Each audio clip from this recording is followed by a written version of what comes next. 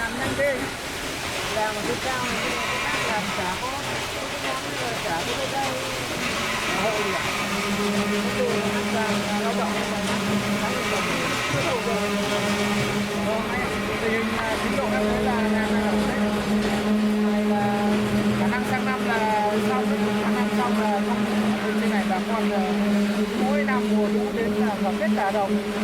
Bây giờ có đi nhà nắng cắt nước thì bà con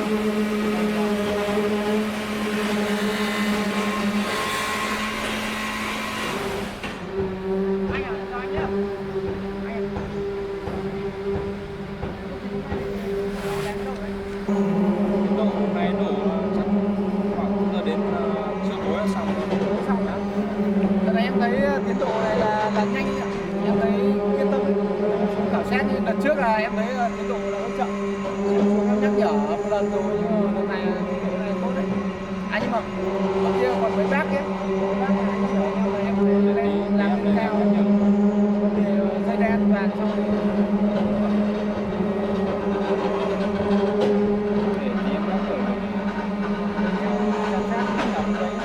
tức là anh em mình làm cái tiến độ cũng quan trọng, nhưng cái vấn đề an toàn cho người lao động là trên hết. Làm vấn đề đấy anh sẽ sao em.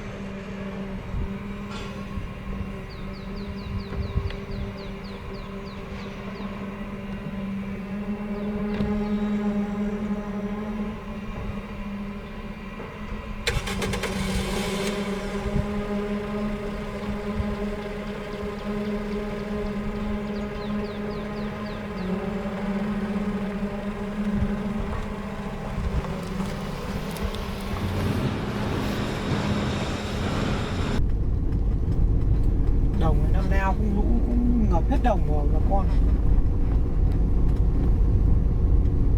Sang năm xây được cái đê đấy thì thoát lũ thì nhanh, bà con nào cũng ngập hết đồng.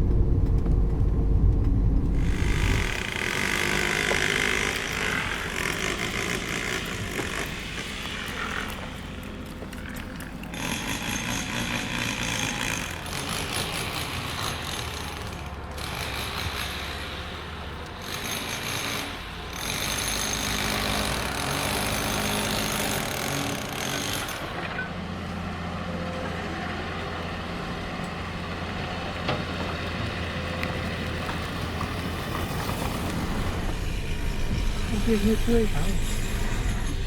Đúng đi đâu sao này.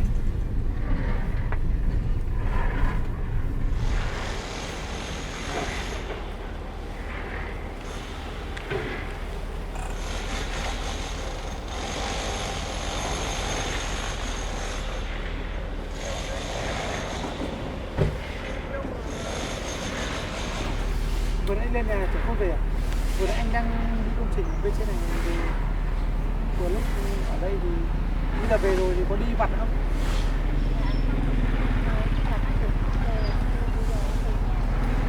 Nhà cho tiện đi xem nhà này không?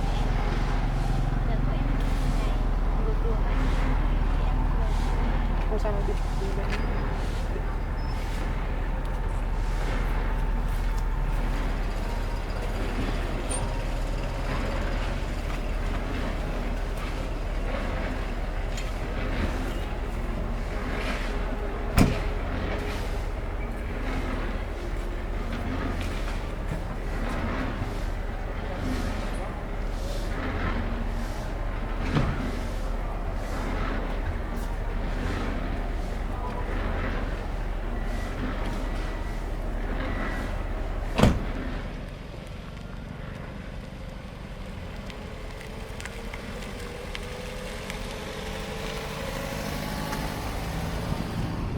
vừa đi đến nhà trưởng thôn thì bây giờ tình hình thế nào rồi? Dạ, hồi nãy em tới nhà bác trưởng thôn thì bác trưởng thôn cũng giúp em bảo là thôi thì bây giờ bọn em không ở được với nhau thì làm đơn ly hôn đơn phương anh ạ. Ông đi làm đơn ly hôn đối phương á? Dạ vâng ạ. Bác bảo là cứ phải chờ thêm một thời gian nữa để cho người ta giải quyết. Còn khi nào mà bác lên huyện thì bác sẽ nộp giúp em ạ. Thực ra tình hình anh câu chuyện như thế và cả gia đình như thế thì anh cũng biết rồi, nhưng mà thực ra bảo ly hôn hay không thì đã suy nghĩ kỹ chưa? Dạ. Cái vấn đề này nó cũng là vấn đề quan trọng. Dạ, thời gian qua sau khi đi ra khỏi nhà thì em cũng suy nghĩ rồi anh ạ. Thì chắc là em không thể ở lại gia đình được nữa. Mọi người đều không tin tưởng em, không yêu thương gì em cả. Em làm vất vả vì gia đình bao nhiêu năm. Mà bây giờ anh Thanh anh này gái gú anh bỏ bê anh đánh đuổi em thì em đã quyết định ly hôn rồi anh ạ. Em cũng nhờ bác trưởng thôn thì bác trưởng thôn cũng bảo thế. Thì những cái chuyện như thế này cũng chẳng ai muốn xảy ra, nhưng mà thực ra đôi khi mình vẫn phải chọn lựa ấy.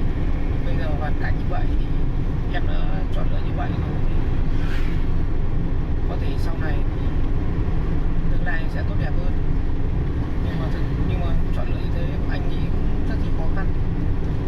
Em cũng phải suy nghĩ đắn đo nhiều anh ạ. Chứ em cũng có gia đình bao nhiêu năm nay rồi. Bây giờ em cũng chỉ có một thân một mình, không biết đi đâu về đâu cả. Nhưng mà ở lại thì cũng không được anh ạ. Anh cũng rất chi là buồn với câu chuyện của em đấy, nhưng mà bây giờ đã quyết định như vậy rồi thì phải hướng đến tương lai thôi. Còn những cái chuyện trong quá khứ thì coi như bắt đầu lại, không có gì phải buồn hay là như nào cả. Chọn lựa của mình đã như vậy rồi thì cứ cố gắng nhé.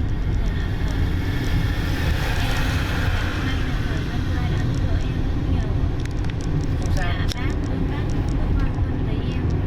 Thì vấn đề nộp lên đơn lên tòa đơn phương thế thì anh nghĩ là thời gian mất vài tháng, mà không biết là chồng với lại mẹ chồng đồng ý hay không. À nhưng mà sắp đến nhà rồi phải không?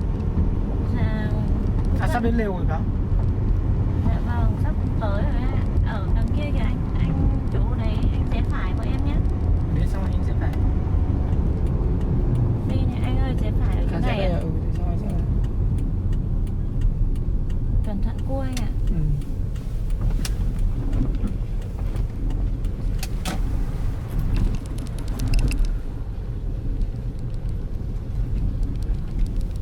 Anh cũng đang tìm chỗ ở mới cho em.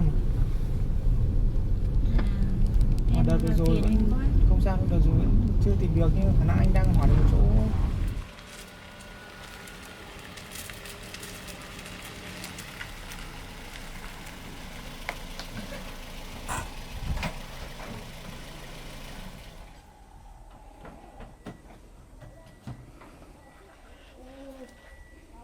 Nhà em đang ở trong này à?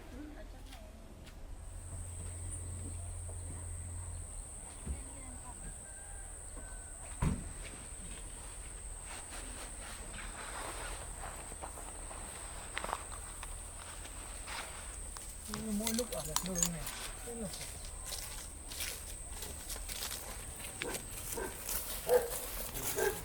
sao lại tìm được nơi nơi mà mỗi ở gần nơi này. Em đi ngang qua đây thì thấy ở chỗ này không có ai thì em vào đây ạ. Mỗi lần ở lại chuyển một nơi thì lều thì tạm dột nát hết cái này cả mà. Không sao anh ạ, em quen rồi em ở được anh ạ. Trời thì gió bắc to, xong rồi rét thế mà nằm không có chỗ nào che chắn, mà nằm ở đây mà gió thế lạnh thế không ngủ được. Tối em lấy cái tấm chiếu rách kia em nằm là được anh ạ. Sao anh ơi? Lều thì nát thế này mà xong rồi trời gió bắc thì lạnh thì ở này sao ở được. Hay về nhà anh ở tạm, xong thì anh sẽ đi cái việc còn đi tìm nhà anh sẽ đẩy nhanh độ lên để anh đi tìm. Anh đang hỏi chỗ bên kia có một nhà rồi. Dạ thôi anh ạ, em không muốn làm phiền bác và anh nữa đâu. Em đây- ở đây cũng được anh ơi. Ở đây rột nát thế này mà xong trời gió này ốm rồi đấy thì phải làm nào? Dạ, thôi chắc chỉ hôm nay gió thôi chứ ngày mai là lại đỡ rồi anh ạ. Hôm nay nó cũng đỡ đỡ rồi đấy. Ở thế này anh nghĩ là không ở lâu dài đâu, mà ở thế cứ lang chạ hết chỗ này chỗ khác, anh thấy nó không ổn tí nào ấy. Thì đi về nhà anh để mai anh sẽ đi sang bên cái làng bên anh tìm cho cái nhà anh Hồng hôm trước anh hỏi rồi. Dạ.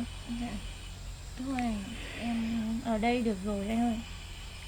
Em không muốn về để làm phiền bác và anh nữa đâu. Thôi đi về nhà anh, không sao đâu. Ừ. Thế đi bây giờ đi về nhà anh cũng mong muốn em ở lại sức khỏe xong rồi đi tiếp mà.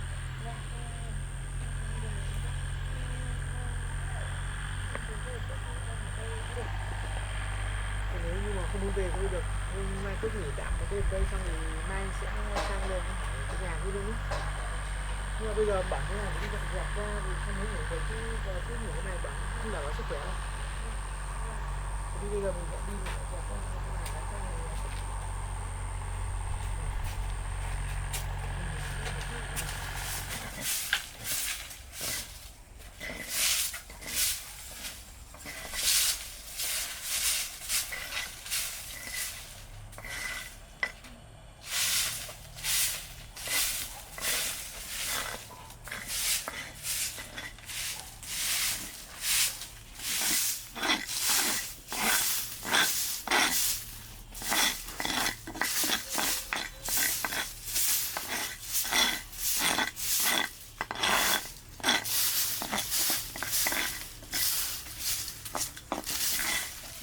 Đây mình dọn hết trong này cho sạch sẽ là mình cả tạm đến mai em sẽ sang bên kia anh hỏi cái bác ở bên kia luôn cái nhà đấy. Hôm trước anh hỏi một lần rồi, chứ ở mãi ở đây mình không đảm bảo sức khỏe đâu, trời lạnh như này.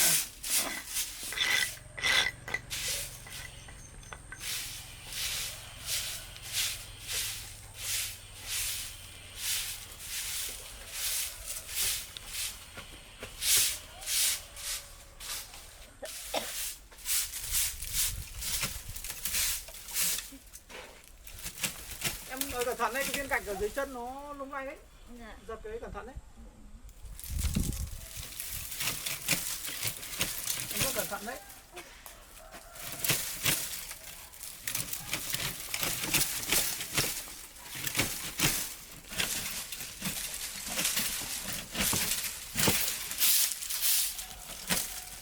Ôi, em cẩn thận đấy.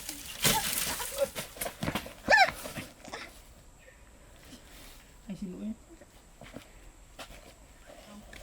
Anh xin lỗi nhé. Đây viên gạch này, đứng bên đây.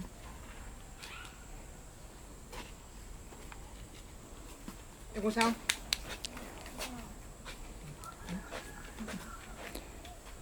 Đấy cái viên gạch này. Không sao phải không?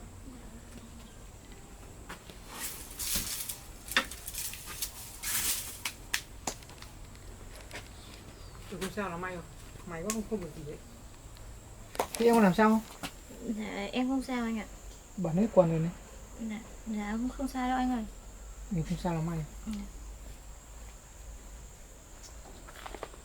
Không sao là may rồi, bây giờ chỗ này thì cũng dọn lại hết rồi. Dọn sạch sẽ cơ bản này rồi thì tạm xong rồi mình trải cái chiếu ra, xong rồi bây giờ anh đi mua ít đồ ăn xong kia về tối với ăn xong rồi sáng mai anh sẽ sang bên làng bên kia anh đàm phán nốt với cái bác để thuê nốt căn nhà đấy. Dọn cơ bản dọn đấy xong thì bây giờ cứ ngồi nghỉ đây nốt đây để anh chạy ra kia anh mua đồ ăn rồi tối đi ăn. Anh ngồi bây giờ anh ra đây mua đồ ăn.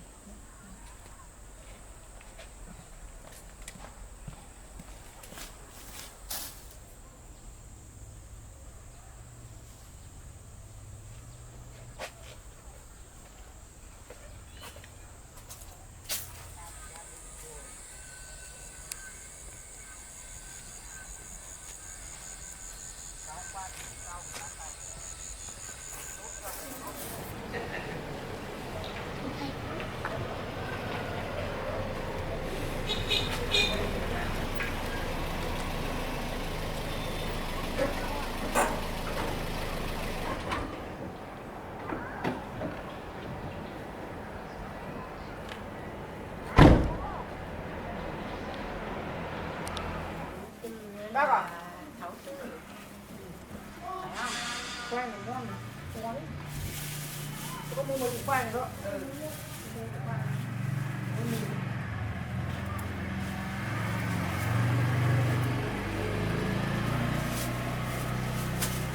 Ui giời ơi. Khoai ngon lắm. Trên cát dưới cát thì Mày đi trước rồi đấy. Sửa ra xe mày đi rồi. Sửa ra xe thử.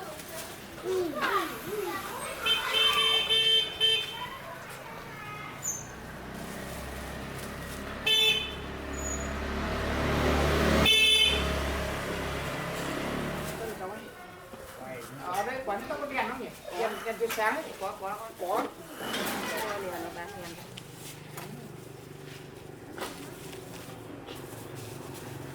Để nó con đây cái gì Bán mì 2.000 là 38.000. có đèn đâu đó. Có đèn này bắt đầu bắt lấy đèn.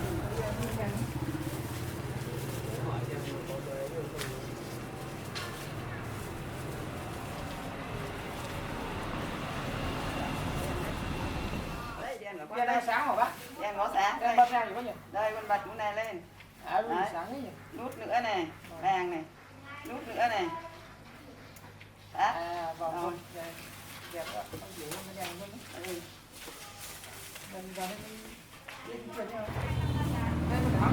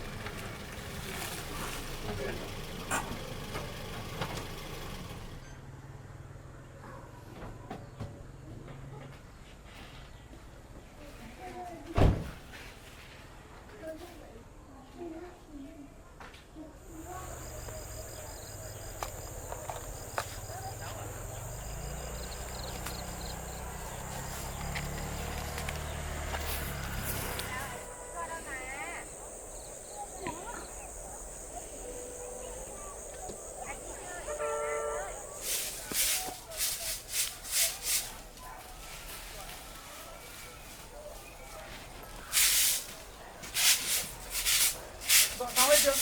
Anh vừa đi mua ít bánh mì khoai này có gì nữa. Anh ra đây ngồi một tí đi em quét cho đồng.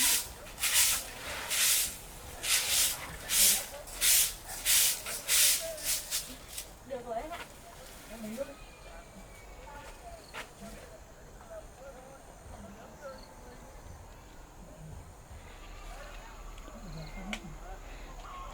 Em còn đói không? Anh mua cả bánh mì không? Cái bánh mì đây không có đói. Thôi anh ạ, để tí nữa ăn. Để tí ăn đi. Giờ khả năng đi kiếm đi củi xong rồi mình đốt lửa lên cho thắp lửa cho nó sáng cho nó ấm. Vừa anh đi mua được cái đèn nữa đấy, đèn sáng á. Giờ mình đi nhận cái củi xong rồi này. Để Để cho nó em ấm. đi nhặt củi cho ạ.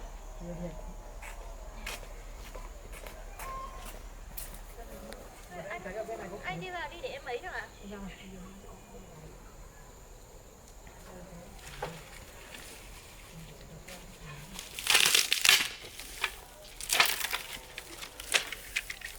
Đây cầm ít ấy là để anh bước cái củi.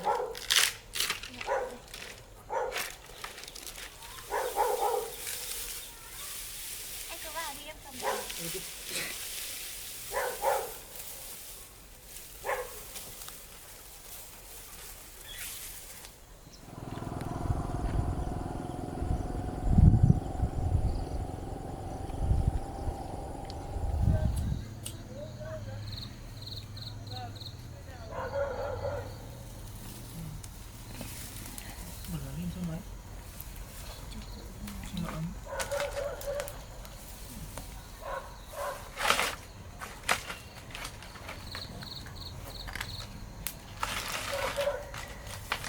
đốt lửa lên cho nó ấm hẳn.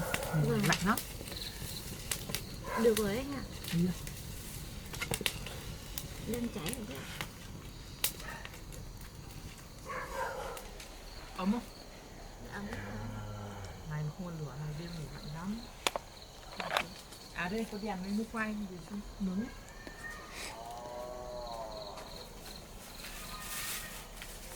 Đây, quay cho này em bỏ khoai như thế này để lên. Được.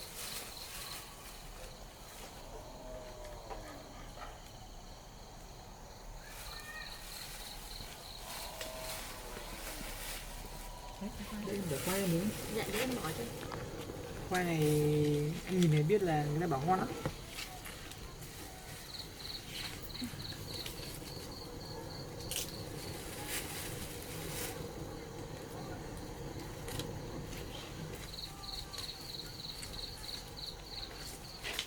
Anh cần thả khói. Khói. Lâu lắm rồi mới có cảm giác là buổi tối đốt lửa này xong thì nướng khoai, nướng củ, nướng khoai. Từ thời ngày xưa hồi trẻ con ấy, hay cùng những đám bạn thời trẻ con đi cũng đi tối xong rồi đi đào củ về nướng kiểu này này. Ngày xưa cái thời bọn anh ở nhà hồi bé ấy, hay đi chơi tối kiểu này xong cái đào củ ấy. Lâu lắm rồi mới có cảm giác cái này. Lớn lên thì công việc bộn bề lu bu hết cả. Vâng. Đây là em này từ bé em quen rồi anh ạ. Anh Khả năng là ít tiếp xúc với những cái này. hồi bé anh ở nhà anh cũng đâu phải làm dụng những cái này nhiều đâu. Ngày xưa ở nhà toàn mẹ làm. Thế sao? Khói không? Có khói không? Dạ không ạ. Kéo khói. Ấy, hỏi gì ăn đấy.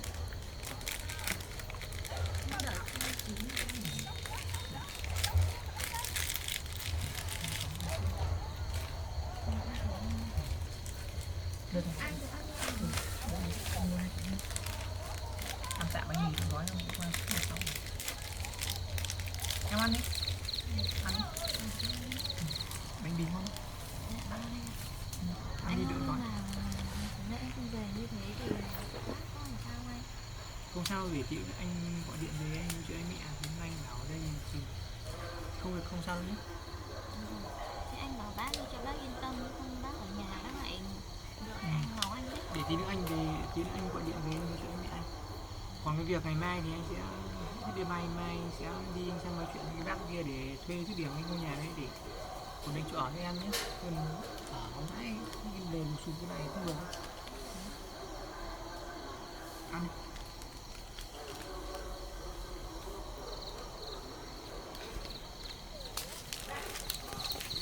Đây để em lấy cho anh ạ. Cái này anh thấy mùi thơm mới sao? Chín rồi sao? Chín này. Cái đang chín rồi đấy. Cái củ nhỏ. Đây được chắc được rồi anh ơi. Củ nhỏ chín. Thơm lắm anh ạ. Thơm. Ăn bỏng. Áp bỏng. Bỏng mất rồi anh ạ. Cẩn thận bỏng chứ. Cẩn thận bỏng. Thôi không sao đâu Chín anh rồi ơi. nó vừa mới lấy ra khỏi lửa nó bỏng lắm. Nóng lắm. Cẩn thận đấy. Nhưng mà thơm thật đấy, anh ngửi mùi thơm đấy. Để em lấy bớt một tí tan từ bên đây này. Đấy, chắc được rồi anh ơi. Anh cứ cẩn thận bỏng anh ạ. Đó. Đấy, chín này. Được chưa anh? Để anh bóc. Anh cẩn thận bỏng anh ạ. Chín hết rồi đây. Vâng. Đấy bóc rồi. Bỏng lắm hả anh? Thế đưa đây để em lấy chứ. Đây. Anh đưa đây em lấy chứ. Ngon nhỉ anh nhỉ? Thơm. Chín nhỉ anh nhỉ? Anh ăn thử xem ngon không? Ngon lắm. Cái này ngày xưa trẻ con là ăn hết cả cái đen này. Là Phương đấy. Nóng lắm anh ạ.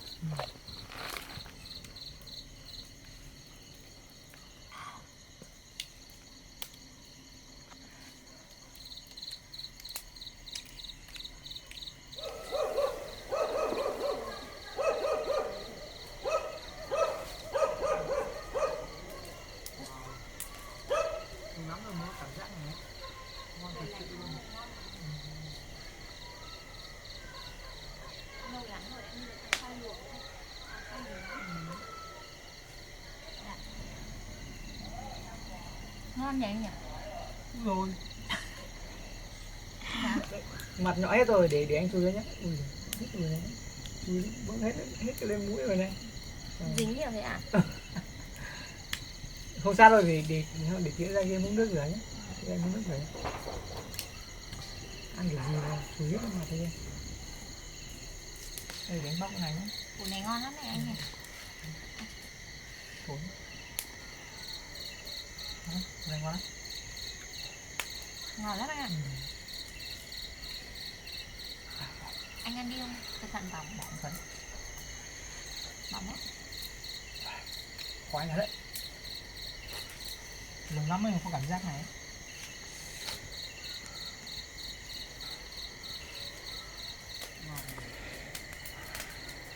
Bây giờ ngày rồi đâu không biết đâu. Quen rồi anh ạ. Ai cũng chiếu là cả có nằm nghỉ hơi gì đấy nóng người.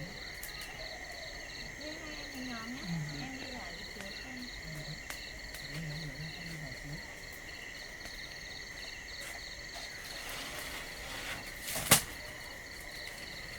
Ra đây ngồi nè anh.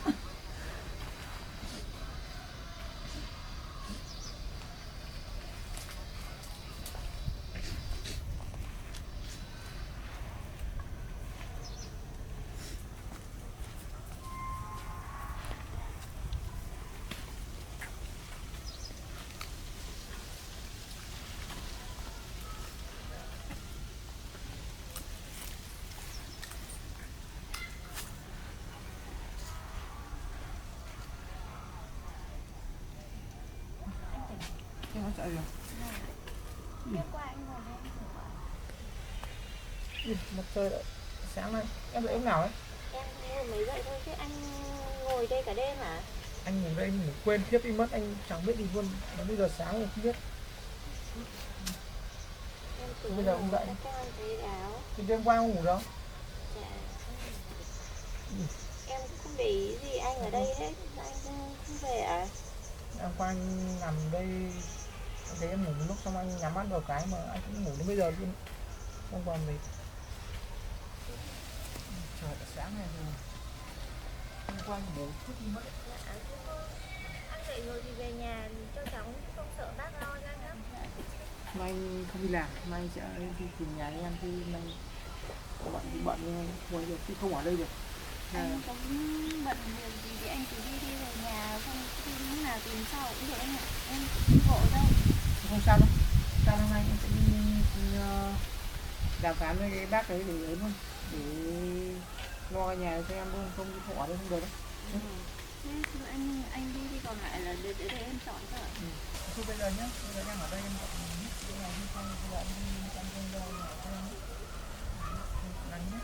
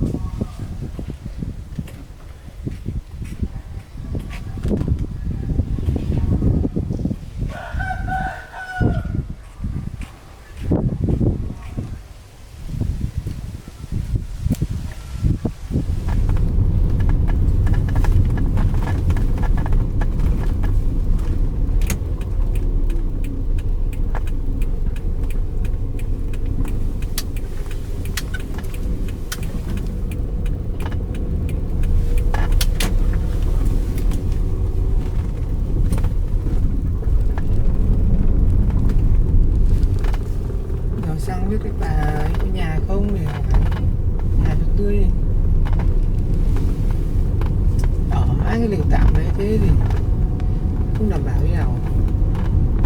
Trời thì rét mướt.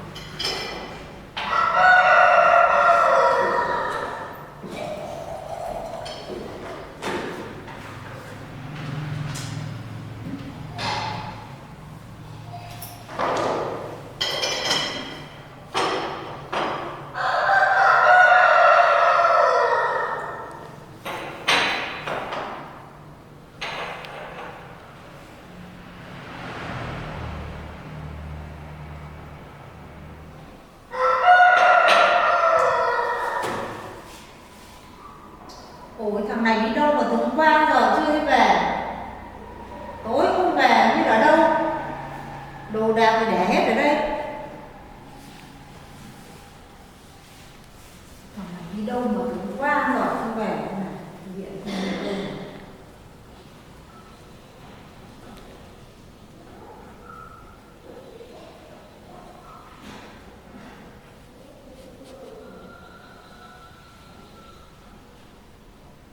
Hiếu à? Đi đâu mà từ hôm qua rồi không về, đêm không về mà giờ muộn rồi chưa thấy về. À đấy à? Thế thì xong rồi về ngay cái về ra sớm nhá. Đi từ hôm qua giờ không về, mẹ ở nhà sốt ruột quá. Thế xong rồi nghĩ nó về xong thế nào nhá. Thế thôi nhá.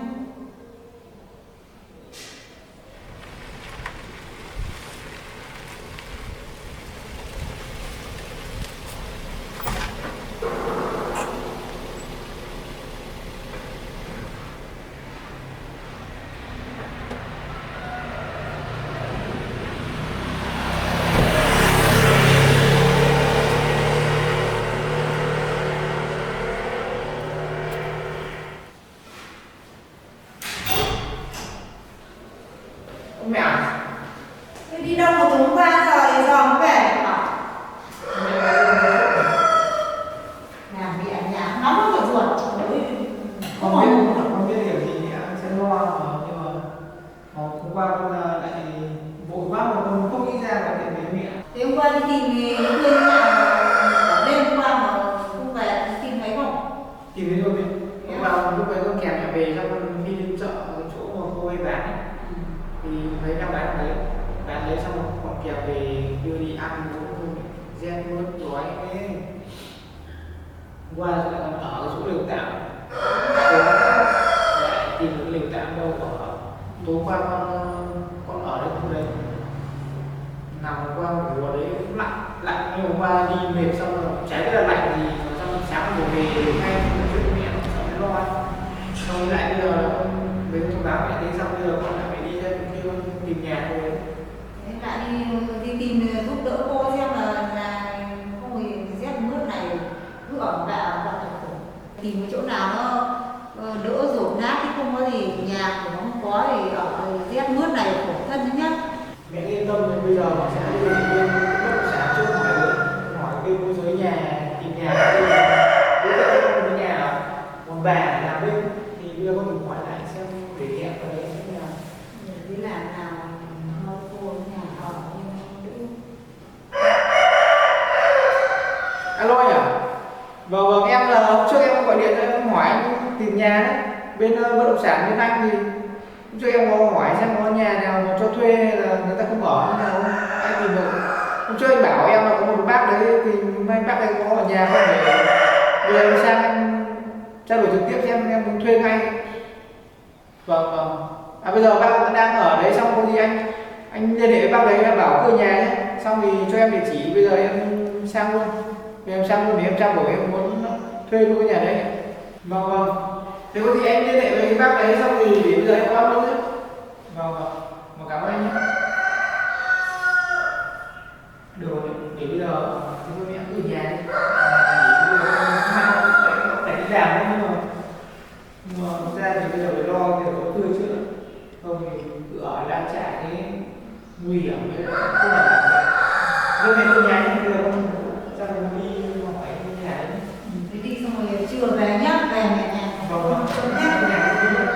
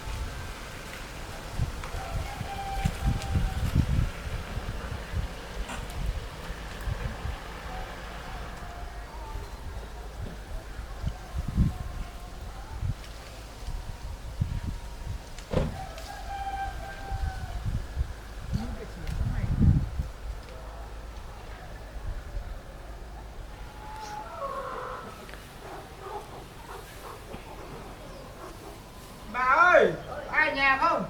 À bà làm gì đấy bà? Bà ơi vào đây con nói chuyện cái. Đi vào đây thì con nói chuyện với bà cái này cái.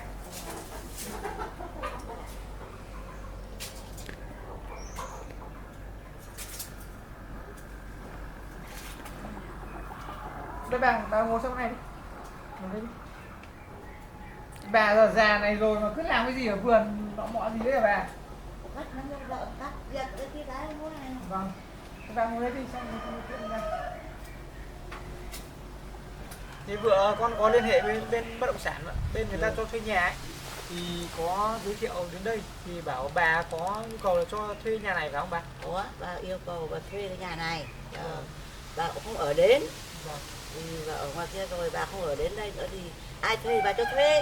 Vâng, thì con mừng quá, may quá tìm được, vừa con vào nhìn chỗ này là cũng con thấy ưng ấy. Thì may quá. Bà còn thỉnh thoảng bà vào đây bà dọn cỏ vườn dược cho nó quang nó không có sợ rắn rết nhiều rồi đi về sợ. À thế à? Ghét nào rồi con nhìn thấy cái bà đang dọn cỏ như kia mà. Ừ đấy. Thế thì may quá như vậy nhỉ? Ừ. May quá. Bà dọn cỏ rồi cây cối nhiều thì bà cắt bớt đi để cho nó quang. Để cho rắn rết nó phải ở. Thế thì có gì tí nữa là con sẽ trả trước tiền bà cho nhà bà nửa năm nhé. Bà thì con cái đi làm xa hết, cháu chắc đi làm lên thành phố nó làm hết công ty hết. Thế thì bà lại ở ngoài nhà phố ngoài kia. Thế còn cái nhà này thì bà vẫn bỏ không. Thế thì con nếu mà thuê thì bà nhất trí bà cho con thuê. Vâng, con cũng đang muốn thuê, con thuê gấp đấy. Tí nữa bây giờ là khả năng là con sẽ trả trước bà tiền nhà ấy. Xong bắt đầu là con sẽ mai ngày kia là con dọn như con ở luôn. Con dọn xong con dọn dẹp đấy. Dọn dẹp cho nó sạch sẽ rồi ở. Thế còn bà thì bà cũng không vào đây được thường xuyên. Lúc nào khỏe thì bà đi vào, mà lúc yếu thì bà không vào được. Vâng vâng. Thì con cũng tìm mãi mà may quá con tìm được có người bên kia bên bất động sản đã giới thiệu sang nhà bà, mà con vào đây con thấy ưng, thấy không khí ở đây trong lành mà vườn tược rộng rãi này, khả năng con trồng cả rau ở đây được không bà? Trồng được, đấy là cháu cứ trồng thoải mái. Vâng. Bà giờ già thì bà không trồng được, mà không tưới được. Đây con nhìn thấy chỗ vườn nhà bà rộng này mà dọc xuống kia là khả năng là trồng đây, rau. từ đây xuống kia, vâng. coi như là bên này của nhà người ta, còn đây xuống kia là coi của nhà bà. Thế thì cháu cứ trồng thế thì rau sau này con về con lại thuê ở chỗ này xong con sẽ trồng rau hết xuống dưới kia đấy bà. Cứ trồng rau tưới chấm vào đến đâu mà ăn, đến đâu mà bán. Vâng vâng. Còn bà già thì bà không làm được. À thế nhưng mà bây giờ bà đi và dẫn vào kia con Đi đi bà dẫn bếp trong nhà. đi bà dẫn vào trong này xem bếp thuốc ở nhà ở đây. Mày quá tìm được chỗ này vậy. Không thì con biết tìm cái nào. Nhà bà đây thì bà Vâng. chỉ mua được mấy con gà đây thôi. Rộng rãi. À bà có cả gà đó hả? Bà có mấy con gà đây. Đây cái nhà này của bà trước là nó bị bốn ăn, xong nó đổ giờ bà mới làm lại. À đây ở cái máy này bà. Cái máy này bà mới làm lại. Vâng. Thế bây giờ thì không có sột gì cả. À, dưới đây là bếp của bà hả? Dưới này là bếp. À vâng. Ở bên này nhà ngang hả bà? Đây nhà ngang đây bà nuôi mấy con gà gì. À trong nuôi gà trong này à? Ừ đấy gà. Thế nào rồi con nghe thấy tiếng gà cái mà. Ừ đấy gà cái đấy. Đây cái bếp đây. Bếp này bà. Ừ bếp đây. Bếp bốc đây coi như bà chả nấu nước gì mà. Con thấy vẫn còn dụng đây. Vẫn còn đầy đủ hết dụng cụ đây coi. À vâng. Mày quá như vậy nhỉ. Đấy coi đây bếp đốt đây bà không dùng đến đâu, có bụi bặm người ta nồi niêu xoong chảo đầy đủ hết đấy. Vâng. Coi như thế giờ con về thuê thì bà thuê quét chắc cho nó sạch sẽ. Vâng, vâng. Rồi. Bếp này xong bọn con thuê xong con gọn dọn đẹp hết này. Ừ, dọn May mà đẹp. bà vẫn còn đồ đạc này mà con Đầy đỡ đủ phải hết, mua. không thiếu cái gì, chả phải mua cái gì đâu cháu ạ. Vâng vâng. Thế tốt quá rồi bà. Ừ đấy, thế coi như thế là gọn gàng. Vâng. Nhà bà đây có cây hoa đây nhìn đẹp nhỉ, nhiều cây hoa đẹp thế. Cái hoa từ hôm qua nó cứ tưới nó heo heo. Vâng vâng. Già rồi. Mày quá vậy. Con tìm cái này tiện quá rồi. Thế, đấy cháu thuê này. Vâng. Thì bà cho thuê. Bà con khả năng con thuê lâu dài đấy bà. Ừ lâu dài. Vâng. Con khả năng con thuê một thời gian lâu ấy. Con đi ra ngoài này xem vườn tược này vườn. Ở ngoài này vườn đấy nhỉ bà nhỉ? Đây vườn đây từ đây xuống đây. Con nhìn thấy vườn rộng này sau này Đây con đấy đang thoải mái, trồng rau trồng quả. trồng rau đây đẹp lắm, mùa này trồng rau rồi. Cải tạo Mùa này cải tạo lại một chút là ạ. đẹp. Là đây từ đây xuống kia rau rau đáng biết mùa nào từ đây giá. Thế này may quá được không đưa chứ. Còn lại mình-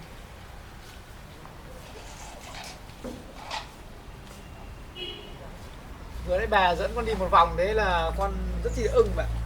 May quá con tìm được chỗ này. Vì bà già rồi ta Vâng. bà không làm được. Thế ai thuê bà cho thuê. Lại còn bếp núc các kiểu đồ đạc cũng còn, xong lại có chỗ chăn nuôi đây, xong lại trồng trọt đây. Nuôi gà. Vâng, đây là một cái choài nữa. Đây Hợp nuôi lý rồi. quá vậy. Ừ. Còn trên kia thì nhà kia thì ngủ đủ thoải mái, Vâng, rộng vâng. rãi. Thế đây bây giờ nhé bà nhé. Bây giờ đây cái số tiền thì bà cầm con đặt cọc khoảng tầm độ nửa năm đến năm ấy, con tính theo lâu dài vậy. Ừ. Thế bây giờ bà cầm số tiền này, xong thì có tiền con bao nhiêu số tiền con đặt cọc trước. Nhiều quá thì bà sợ nó lại chân. Sao ạ? Xong thì con liên hệ với bên bất động sản đấy, thì Ừ. con làm cái hợp đồng thế nhé. Vì bà cầm cho con xong thì Ừ. chắc chỉ mai ngày kia là con sẽ dọn đến con ở ngay đấy, con đang cần gấp mà. Được cần gấp, con ở ngay bà nhà đỡ vất Vâng, vả. vâng. Vì bà vào và dọn cây cối này cũng vất vả lắm. Vâng vâng. Thế bà, thế bây giờ con đặt cọc số tiền này cho bà rồi, bây giờ con xin phép nhé. Thăm nhà con thăm rồi, bây giờ con sang bên phía bên bất động sản của con làm thuê căn nhà, xong rồi người ta lại nói chuyện sau về đấy. Vâng, con cảm ơn bà nhé. Thế cháu đi đi ông ơi. Vâng. Chưa rồi. Vâng, thế con chào bà nhé.